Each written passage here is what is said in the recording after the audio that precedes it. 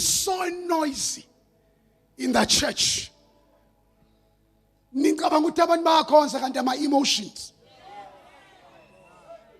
Sikawuntina samba right. Kodwa abazalwane, ibandla alimuzi uNkulunkulu. Kune disconnection ekhona. Sibona izinto ziyenzeka kanti amadlingozi ingqondo yomuntu. Asimkhonza uNkulunkulu ngomoya. Simkhonza ngenjwayelo. Simkhonza ngeroutine.